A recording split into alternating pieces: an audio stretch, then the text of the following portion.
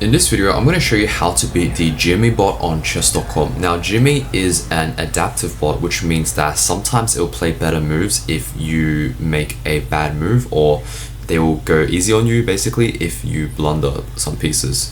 But yeah, this is going to be a 600 Elo bot, and I'm just going to play 2 games against Jimmy, and one with the white pieces, and then one with the black pieces.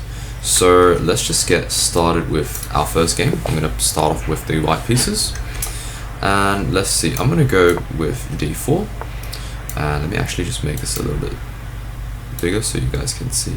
Not really bigger, smaller I should say, so you can see the name tags. Okay, so I'm going to play the London system with bishop f4, and we get f6. So this video will be a pretty much like an educational video for all of you guys who are below 1000 Elo, and basically I'm going to be explaining all my moves.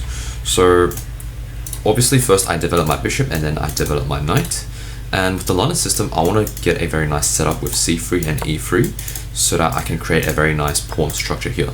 So generally your pawns are better when they are sort of protecting each other like this, rather than sort of doubled up. So if, like, let's say I had double pawns here, right? If this b2 pawn was on c3, then that would generally be a bad structure. So we usually want our pawns to be connected like this, so to create this nice pawn pyramid. And you can see the benefit of having this pawn pyramid, right? His queen can't really take my pawn because it's protected, right? I can't really take this pawn, right? Everything's protecting, and basically it's a very nice and stable structure. So I'm going to continue with developing my other knight, and Jimmy retreats his knight for some reason, so I'm just going to keep developing, right? Bishop d3, and this bishop has a very nice scope. Okay, so queen b6 attacks this b2 pawn, so I have a few options, right? I can play queen b6, offer a trade of queens, or I can play rook b1 to protect this b2 pawn. Now what I'm going to do is I'm going to play queen b3, right? So if we trade, I get to open up this file, which is good for me. Now generally I don't want to take this, but honestly at this level it's probably fine. The reason I don't want to take it is because it does open up his rook, and generally at the intermediate level that's not too good. So what I'm going to do here is I'm actually just going to try to trade with queen b5, giving a check. So let's see if Jimmy takes the queen, right? I'll take back. Okay, so he doesn't take. Now if I take this, it will develop his knight, but I don't think it matters too much, right? He'll develop his knight and then I'll just castle. The position is very solid here, nothing like, no apparent weaknesses, right? We still have this nice pawn structure, or our knights are developed, and or our bishops are developed, and all our rooks are connected as well. So now we transition into the middle game. So what do we do from here?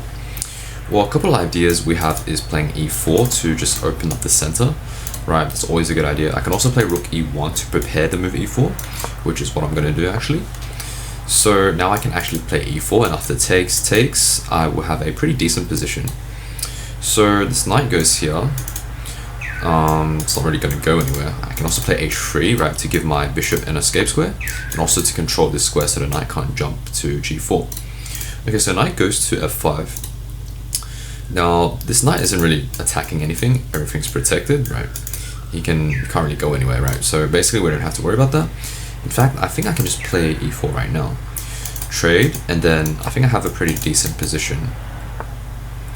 Okay, so Jimmy blunders for the first time in this game, and now I can just take this knight for free. So we'll take the knight. I'm expecting to take back. Okay, so now I can trade the bishops. And although this does open up his file for the rook, it shouldn't be too much of a problem, because you notice that he doesn't really have that many pieces to attack my king side anyway, right? He has double pawns, which is, right, as I said, like, it's not good to have double pawns usually, compared to having these connected pawns here which protect each other. So I'm not really too scared of rook g8 and trying to attack my king. So what I'm going to do, I notice that this pawn is actually pretty weak, right? Nothing is actually protecting it. So I'm going to go knight h4 to attack this pawn. Okay, and Jimmy doesn't defend it, so I'm just going to take this pawn.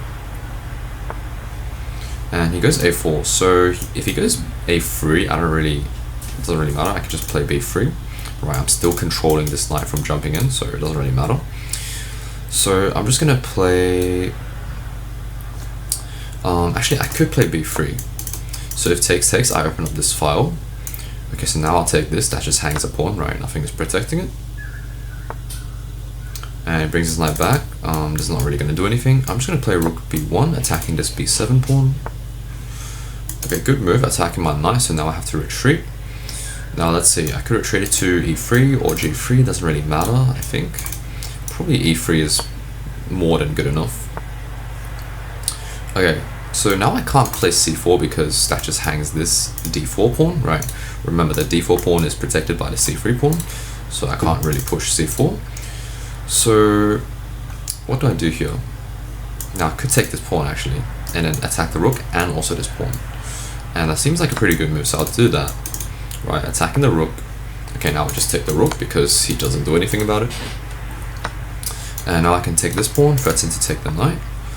Okay, good move. Now I can bring my rook in, right, double up the rooks, and then try to attack. Okay, he sacrifices his knight. Okay, interesting. So now I can just take, and now I'm threatening way too many things. So check. And let's see what he does. Okay, goes back. I'm gonna go check. He's probably gonna go here, and I'm gonna go check. Check, and then probably here. Okay, so he goes there. Okay, I could just do anything here. Let's see. Okay, I think I'll just bring this back here, and maybe rook here. Okay, let's go rook c2. Force him to move even closer there. And I'm just going to try to bring my knights in. So knight here, preparing to go here. Also protect this pawn, right, from the bishop. Oh, I just hung my rook. Okay, I didn't see that, whatever. Okay, I didn't see that I hung my rook, but anyway, let's just keep going. I can take that, and then we're just going to win the game. I mean, it doesn't really matter at this point, right, even though I hung my rook, because I'm still up in material. And let's just go check. So we're going to go here. Okay, now I can just... Let's see, how do I finish this? I guess I'll just push this pawn, why not? Okay, well, it just gives me his rook, alright. So now I can just take all his pieces and then push this and I win the game. So let's just go here and protect our rook, make sure he doesn't take. And now we can just push this pawn, promote, and then we win the game. And then we can perform a very simple ladder checkmate. So make sure it's not stalemate, it's not because they can move here. And then we can just ladder him. So force him back. And then we can just go here, and then rook b8 is checkmate. So that is how you win against Jimmy with the white pieces. Now I'm gonna play another game with the black pieces just to show you guys how to play with black. And let's just get started with this game.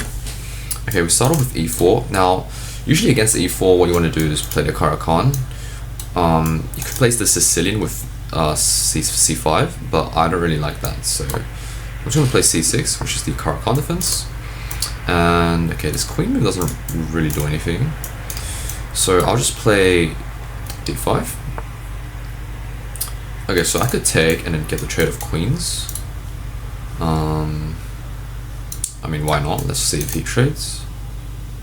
Okay, he does trade. So now I'm going to have to develop like this. Okay, I'm actually going to take that knight, because now his bishop can't actually go to h3, and now I can develop my pieces like this. So I'm gonna play f5 and then play knight to f6. Yes, he has to develop his bishop this way. Okay, and he goes there. Interesting. Doesn't really do anything. He has to develop his pieces, right?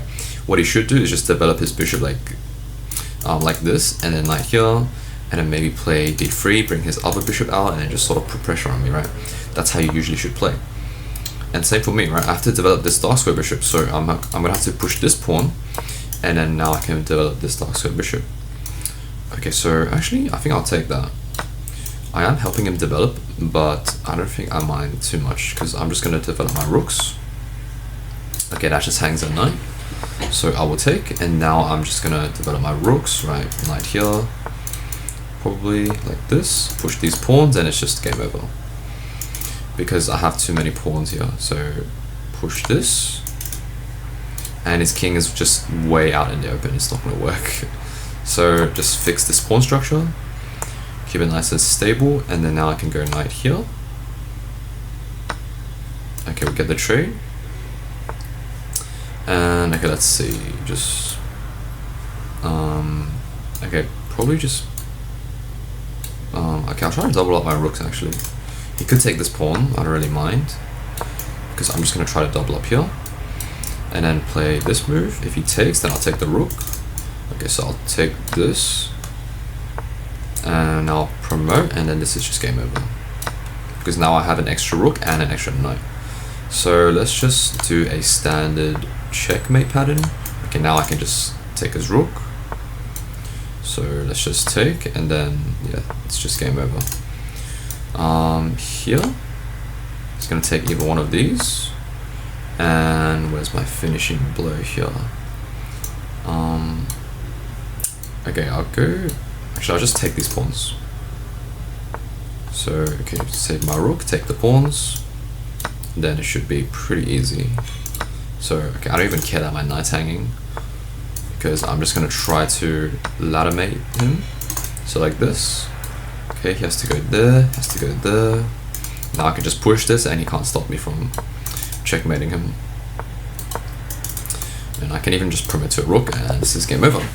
So hopefully this video gave you a pretty good idea of how to beat Jimmy, a 600 Elo bot. Now obviously this video is mainly geared towards beginners who are like around, like I guess under 1000 Elo, and you want to see like how a 1500 Elo thinks when he plays these type of games.